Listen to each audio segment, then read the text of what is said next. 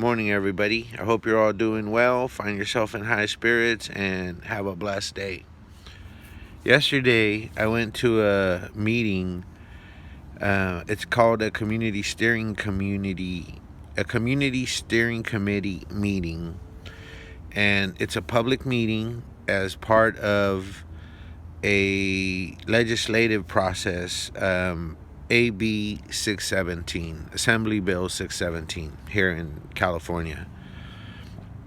When the program and process was launched, it was hailed as this new coming of equity, of justice, of righting the wrongs of the past that are self-acknowledged by the government.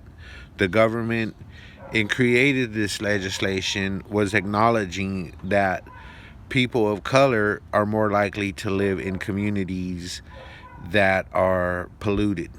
And you can go to Google cow enviro screen, and you'll go to a web page where you can enter your address and find out if your community, the degree to which your community is marginalized or disadvantaged or polluted, and what type of pollutants affect your community. So when the program started and these meetings were going on, in the public section, there was always a small crowd. And some people from the public would speak up for their community and felt like they were shut down, talked down to, disrespected, because it didn't suit the agenda of the government. And the agenda was to direct the resources and funds resultant of this legislation to communities they had already figured out were the ones that should receive it. However, there was a glaring segment of the community missing, and that segment just happened to be arguably the most low income, the most monolingual community of Hmong and Mexicans, people that only spoke a foreign language. And they were, again, arguably closest to most of the pollution. But they were not part of this process. They were not included, they were not invited, they were not outreached to as part of this process. And the legislation was intended to favor them, to correct the historic wrongs. So there was contention in folks speaking up for that community that was being left out, excluded from this process. And the folks who spoke up eventually left, and they were bringing other people into the process. And some said, this is just, I feel like I'm getting abused, and I feel like the people I bring here don't have any faith in this process. And so, they quit going as well. For a while I was attending, and also just didn't see any merit in it and stopped.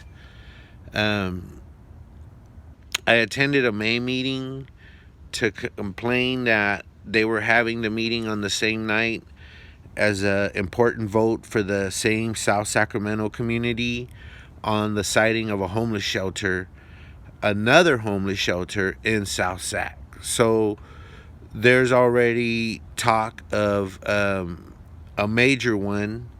There's one there. Another one just got voted. 2 more just got voted on. So there seems to be a concentration of homeless shelters and services in certain parts of Sacramento, either the north area or the south area mostly. And that's because it's the hood, it's the barrio.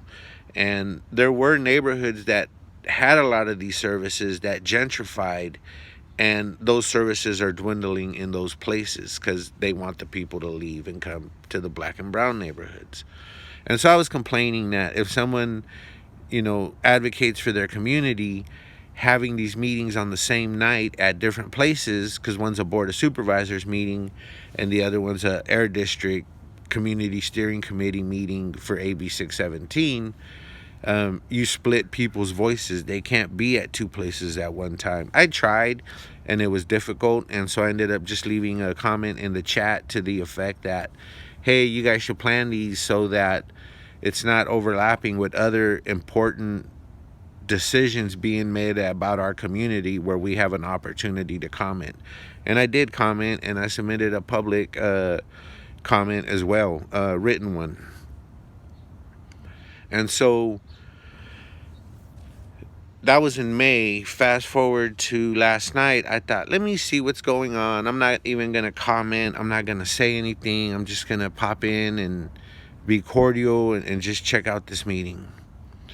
So I show up, and I'm kind of taken aback that the public now, I think it was only 3 people, me and 2 people who were advocates or affiliated with a nonprofit. And that nonprofit, works closely with, both of them work closely with these government agencies. And so it was me and them 2. And the rest, I think there was maybe,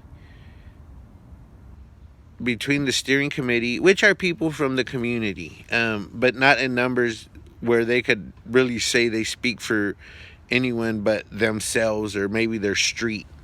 And here they're being given the power to speak for like 2-3 neighborhoods, and most of the neighborhood is unaware that these folks are being looked to as the voices of their neighborhoods.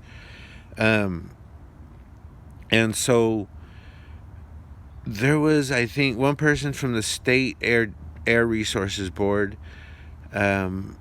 maybe 5 or 6 from the local air board, air district, the nonprofits that work really close with them, and me. And I thought, this isn't right. This is actually what they wanted. Everyone's driven off. Now they can do what they want with no one questioning it. And these are decisions about resources in our communities, about which communities are going to be protected, looked after against air pollution that exists there because of prior governmental practice, and even now current land use decisions that they make at city council meetings and board of supervisors meetings.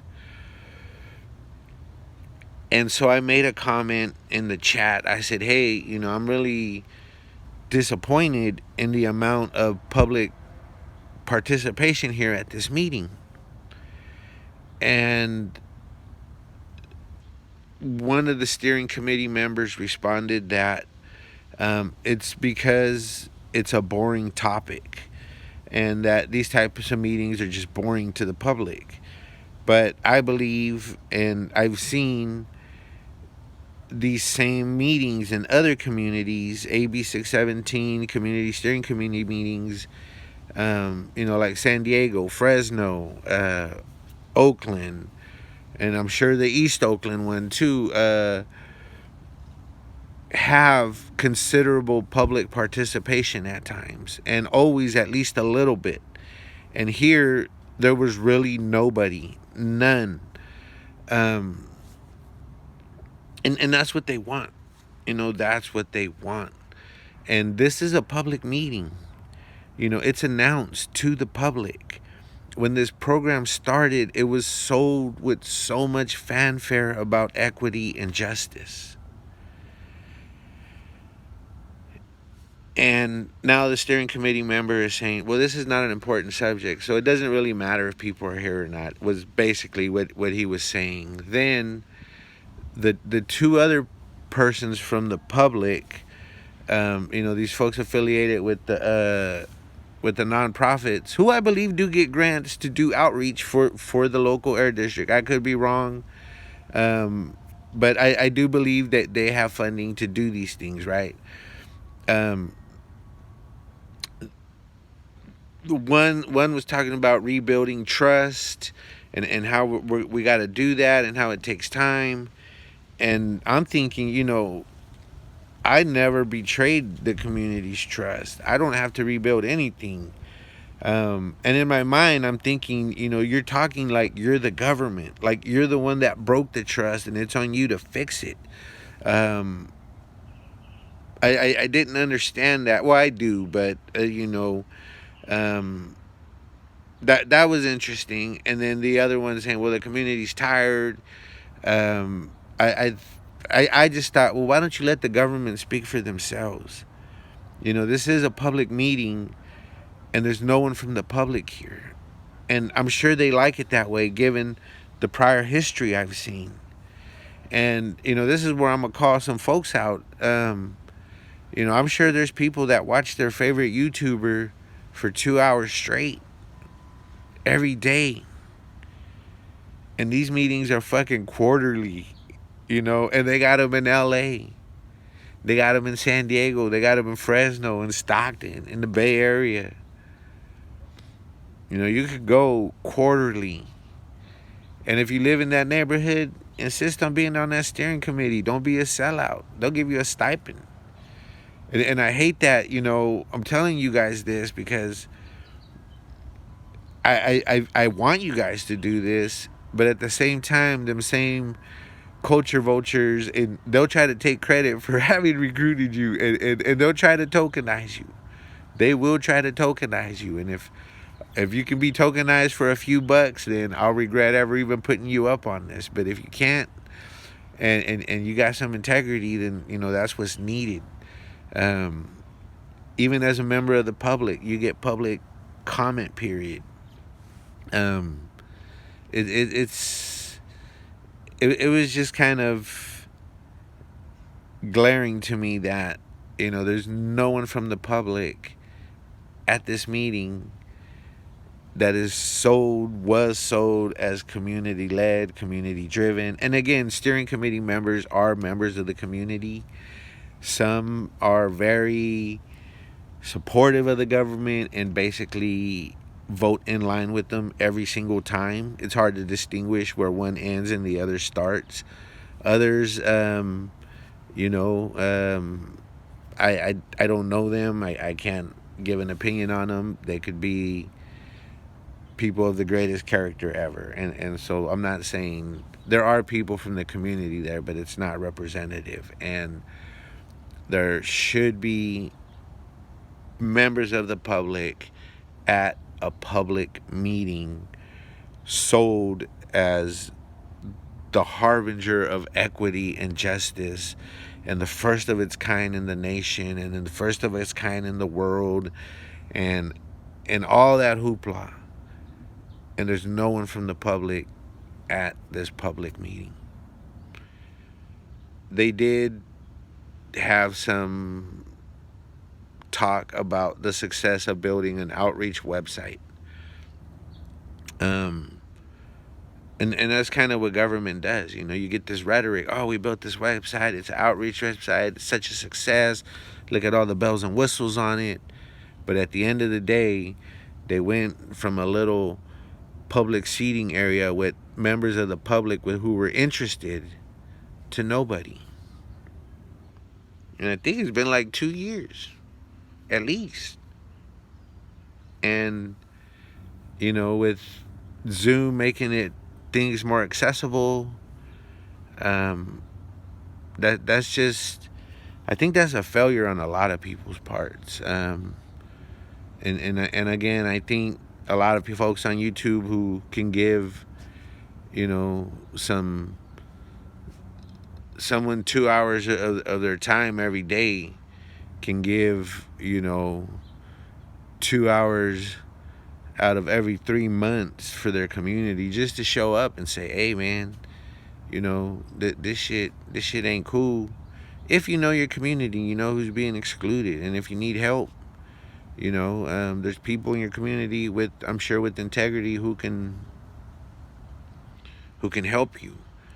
And there's also some that, you know, that they'll tokenize you faster than a motherfucker and say, look at this little brown guy that I helped out. You know, I'm saving them, and you know, look at me, I'm saving all the little brown people.